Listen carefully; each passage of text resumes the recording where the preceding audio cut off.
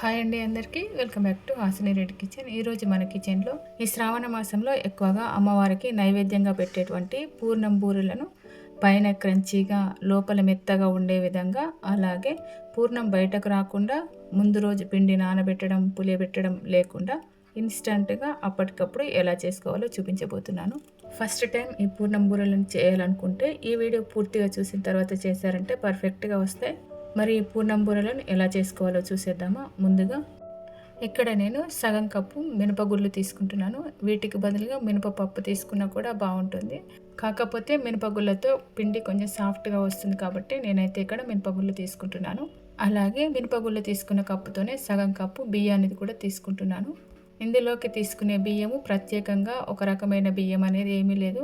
మనం రోజు ఇంట్లో వండుకునే రైస్తోనే చేసుకోవచ్చు. ఇలా సగం కప్పు వరకు వేసుకోవాలి.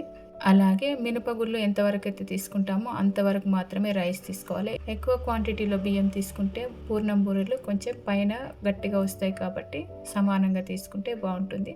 తర్వాత వీటిని 3 లేదా 4 సార్లు మంచిగా కడిగిన తర్వాత ఇవి మునిగేటట్టుగా నీళ్లు పోసి ఒక 2 గంటలు మంచిగా నానబెట్టాలి.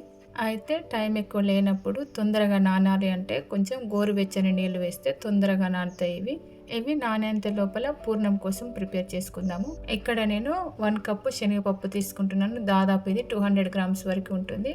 దీన్ని 3 లేదా 4 సార్లు మంచిగా కడిగిన తర్వాత దీంట్లోకి ఏ కప్పుతో శనగపప్పు తీసుకున్నామో అదే కప్పుతో 4 కప్పుల వరకు వాటర్ వేయాలి. ఇట్లా 4 కప్పుల వాటర్ వేసారంటే పర్ఫెక్ట్గా సరిపోతుంది నానడానికి, అలాగే ఉడకడానికి కూడా. ఇంకా మళ్ళీ ఎక్స్ట్రా వాటర్ వేయాల్సిన అవసరం లేదు. కడిగిన తర్వాత ఇట్లా 4 కప్పుల వాటర్ వేసి ఒక గంట సేపు వీలైతే నానబెట్టాలి. పప్పు అనేది నానితేనే మంచిగా ఉడుకుతుంది కాబట్టి గంట వరకు నానబెడదాము. ఒక గంట తర్వాత విజిల్ కుక్కర్ తీసుకొని దాంట్లోకి పప్పుతో సహా నీళ్లు కూడా వేసేయాలి. ఇలా విజిల్ కుక్కర్లో కాకుండా మామూలు గిన్నెలో వండితే గనక ఇంకొక కప్పు వాటర్ను ఎక్కువ పోయాలి. శనగపప్పు ఉడకడానికి కొంచెం ఎక్కువ టైం పడుతుంది కాబట్టి విజిల్ కుక్కర్లో అయితేనే మంచిగా ఉడుకుతుంది. ఇప్పుడు ఈ కుక్కర్ని స్టవ్ పైన పెట్టేసి దాదాపు 5 విజిల్ వచ్చేంత వరకు కూడా ఉడకబెట్టాలి. ఒకవేళ పప్పును నానబెట్టకుంటే మాత్రం ఇంకొక 2 విజిల్స్ ఎక్కువ వచ్చేంత వరకు ఉడకబెట్టాలి. ఇలా 5 విజిల్ వచ్చిన తర్వాత విజిల్ తీసేసి మూత తీస్తే పర్ఫెక్ట్గా ఉడికింది పప్పు. మనకు ఉడికిందా లేదా అని టెస్ట్ చేయడం కోసం ఇట్లా ఒకసారి చూడండి. ఇట్లా ఉడికిందంటే పప్పు పర్ఫెక్ట్గా ఉడికినట్టు. ఇప్పుడు మనం ఎక్కువ వాటర్ వేసి ఉడికించినాం కాబట్టి మిక్సీలో వేయకుండా జస్ట్ ఇట్లా గంటెతోని మెత్తగా చేసుకుంటే సరిపోతుంది. ఇంకా ఫాస్ట్గా కావాలి అనుకున్నప్పుడు మిక్సీలో వేసైనా మిక్సీ పట్టుకోవచ్చు. కాకపోతే చల్లారిన తర్వాత మిక్సీ పట్టండి. ఇలా పప్పు వక్కలు అనేవి లేకుండా మెత్తగా చేసిన తర్వాత ఏ కప్పుతో పప్పు తీసుకున్నాము సేమ్ అదే కప్పుతో 1 కప్పు బెల్లాన్ని కూడా ఇట్లా చిన్నగా కట్ చేసి వేసేసుకోవాలి. ఈ వర్షాకాలంలో బెల్లం కొంచెం మెత్తగా అవుతుంది కాబట్టి ఈ విధంగా ఉంటుంది. ఇలా బెల్లం వేసిన తర్వాత ఇప్పుడు ఈ గిన్నెను స్టవ్ పైన పెట్టేసి స్టవ్ని మాత్రం సిమ్లో ఉంచేసి ఇట్లా బెల్లం కరిగేంత వరకు కూడా కలుపుతూ ఉండాలి. అయితే బెల్లంలో ఇసుక లాంటిది ఏదైనా ఉంటుంది కాబట్టి ముందుగా వాటర్లో కరగబెట్టి ఫిల్టర్ చేసి కూడా వేసుకోవచ్చు. కాకపోతే నేను ఇంతకుముందు ఈ బెల్లాన్ని వాడాను కాబట్టి ఇసుక లాంటిది ఏమి లేదని డైరెక్ట్గా వేసాను. వీలైతే మీరు స్టవ్ పైన వాటర్లో కరగబెట్టి ఫిల్టర్ చేసి వేసేయండి. ఇలా గట్టిగా అయ్యేంత వరకు మాత్రం మధ్య మధ్యలో కలుపుతూ ఉండాలి. ఈ విధంగా అయిన తర్వాత దీంట్లోకి 1/2 టీ స్పూన్ యాలకుల పొడి, అలాగే 1 టీ స్పూన్ నెయ్యి వేస్తున్నాను. కావాలంటే ఇంకొక టీ స్పూన్ ఎక్కువ వేసుకున్న బాగుంటుంది. నెయ్యి ఎంత ఎక్కువ వేసుకుంటే అంత బాగుంటుంది కాబట్టి కావాలంటే ఇంకా కొంచెం ఎక్కువ నెయ్యి వేసుకోండి. ఇందులోకి నెయ్యి వేసిన తర్వాత మళ్ళీ కొంచెం పలచగా అవుతుంది కాబట్టి స్టవ్ని సిమ్లోనే ఉంచి ఇంకా కొంచెం గట్టిగా అయ్యేంత వరకు కూడా ఉడికించుకోవాలి. ఇలా పప్పు పూర్ణం కొంచెం గట్టిగా ఉంటేనే ఉండల్లాగా చేయడానికి ఈజీ అవుతుంది. ఎందుకంటే పల్చగా ఉంటే ఉండల్లాగా చేయడానికి వీలు కాదు కాబట్టి ఇలా గట్టిగా ఉండేటట్టు ఉడికించాలి.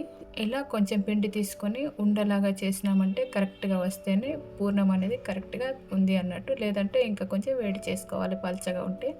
ఈ పూర్ణం వేడిగా ఉంటే చేరదు కాబట్టి చల్లారబెట్టి రెడీ ఉంచుకోవాలి. తర్వాత ఇలా 2 గంటల తర్వాత పప్పు అయితే ఈ విధంగా నానుతుంది. వేడి నీళ్ళు వేస్తే మాత్రం మంచిగా నానుతుంది పప్పు 2 గంటల్లో అయినా.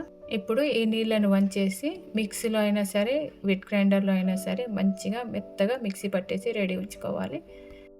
చూడండి పిండి దోశ పిండి ఎలా ఉంటుందో సేమ్ అదే విధంగా ఉండేలాగా మిక్సీ పట్టాలి. కాకపోతే కొంచెం గట్టిగా ఉండేటట్టే పట్టాలి. ఎందుకంటే పల్చగా ఉంటే పిండి పూర్ణానికి పట్టదు కాబట్టి కొంచెం గట్టిగా ఉండేటట్టే మిక్సీ పట్టాలి. ఈ పిండిని పల్చగా చేసామంటే పూర్ణంకి పిండి సరిగా పట్టక నూనెలో వేయగానే పూర్ణము బయటకు వస్తుంది కాబట్టి కొంచెం గట్టిగా ఉండేటట్టే ప్రిపేర్ చేసుకోండి. అలాగే నేను దీంట్లోకి అయితే వంట సోడా వేయట్లేదు. వంట సోడా వేయకున్నా కూడా పిండి మంచిగా పొంగాలి అంటే పిండిని బాగా కలపాలి. కనీసము 10 నిమిషాల వరకైనా ఇట్లా కలపాలి. ఎందుకంటే మనం ముందు రోజు నానబెట్టి పులియబెట్టలేదు కాబట్టి పిండి మంచిగా రావాలి అంటే దూదిలాగా రావాలి అంటే కంపల్సరీగా ఇలా కలపాల్సిందే. ఇలా వేళ్ళతో ఈ పిండిని బాగా సేపు కలపడం వల్ల పిండిలోకి ఎయిర్ బబుల్స్ అనేవి ఫామ్ అవుతాయి. కాబట్టి ఇలా చేసుకుంటేనే పూర్ణం బూరెలు మంచిగా పొంగుతాయి వంట సోడా వేయకుండానే.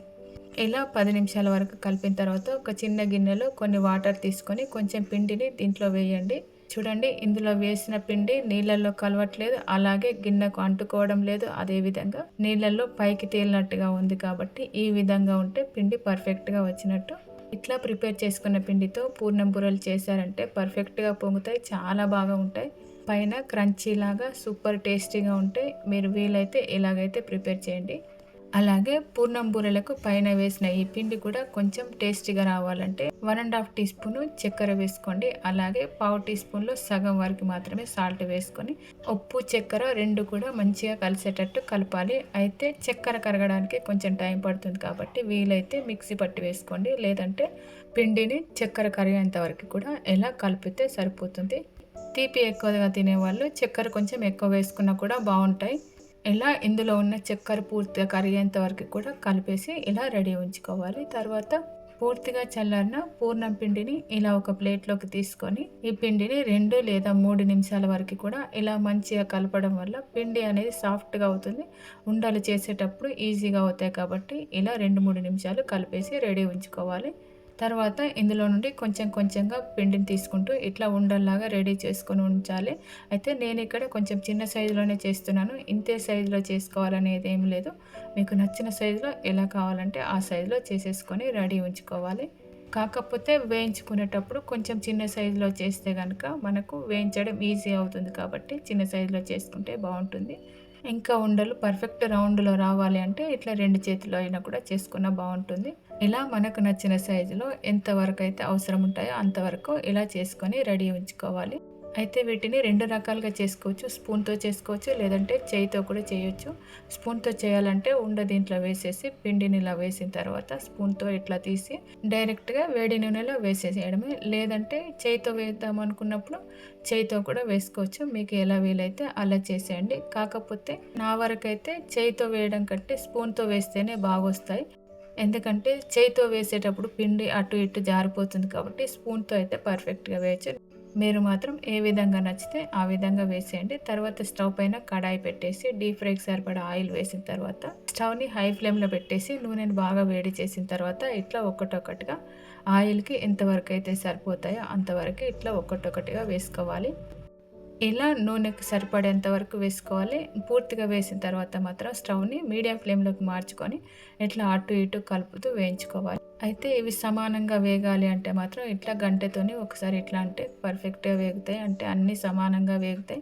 ఇలా ఈ కలర్ వచ్చేంత వరకు వేయించిన తర్వాత నూనె వడిసేటట్టు ఇట్లా ఒక్కసారి అని తర్వాత వేడిగా ఉండడం కోసం హాట్ బాక్స్లో వేసేసుకోవాలి. ఇలాగే మిగిలినవన్నీ కూడా వేసుకుంటే సరిపోతుంది. అయితే చూడండి, ఎక్కడ కూడా పూర్ణం అనేది బయటకు రాకుండా వేయించుకోవాలి అంటే పిండి అనేది కొంచెం గట్టిగానే ఉంటే బాగుంటుంది. ఇలాగే మిగిలిన పిండిని కూడా మొత్తం చేసేసుకోవాలి. అంతేనండి, సింపుల్గా పూర్ణం బూరెలు ఒకే రోజులో ప్రిపేర్ చేసుకోవడం అయితే చాలా సింపుల్గా ఉంది కదా. మరి మీరు కూడా నచ్చితే ఈ విధంగా ట్రై చేయండి. మీకు ఎలా వచ్చిందో మీ ఫీడ్బ్యాక్ని అయితే కామెంట్ బాక్స్లో కామెంట్ చేయండి. వీడియోని లైక్ చేయండి, షేర్ చేయండి. మరిన్ని మంచి రెసిపీస్ కోసం హాసిని రెడ్డి కిచెన్ ఛానల్ని సబ్స్క్రైబ్ చేసి పైన గంట సింబల్ని కూడా టచ్ చేయండి. ఫైనల్గా ఈ వీడియో చూసిన ప్రతి ఒక్కరికి కూడా చాలా చాలా థ్యాంక్ యూ.